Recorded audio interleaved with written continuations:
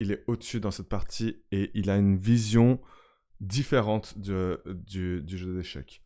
Pour moi, ça a été... alors, c'était dans une arène. Je suis tombé contre lui. 2230. Moi, j'étais 1659 à l'époque. Et j'ai simplement commencé avec ce que je connais d'habitude. Un Queen's Gambit. Je développe mon cavalier. Il développe le sien. Jusqu'ici, tout est normal. Je développe mon fou. J'échange. Et après qu'il ait requis, moi, je veux aller requis du même côté aussi.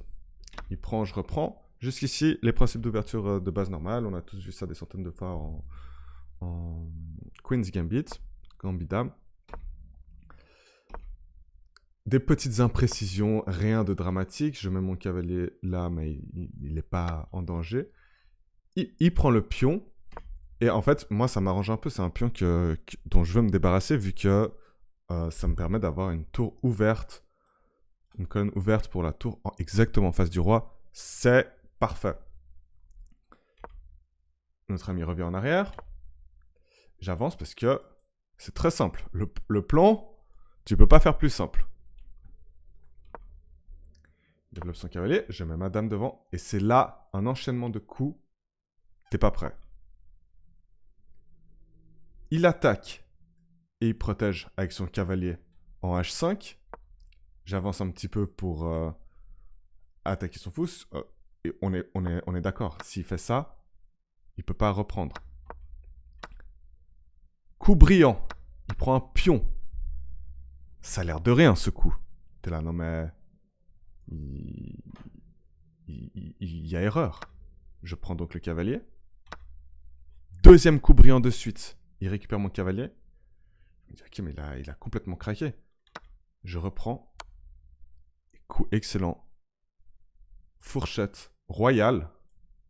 Avec la tour en prime. Il continue l'enchaînement.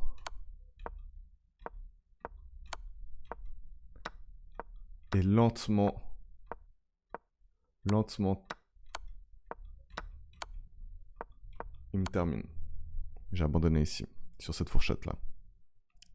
Je vous laisse juste revoir la séquence complètement magique que ce 2200 m'a fait.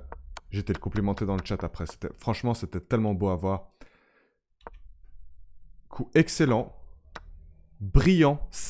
Genre, prendre un pion comme ça aléatoirement, c'est brillant. Je prends un deuxième coup brillant de suite.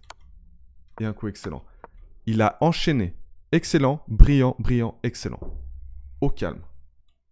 J'étais là. Tu sais, il y a des fois où tu es juste abasourdi devant le niveau des autres joueurs. Comment il a pu avoir une telle vision de jeu? Évidemment, quand on revoit et qu'on comprend l'analyse de l'ordinateur, les idées qu'il y avait derrière, ok, tu comprends. Mais voir ça dans une partie de... Alors, il avait combien de temps pour voir ça? Il avait 2 minutes 33.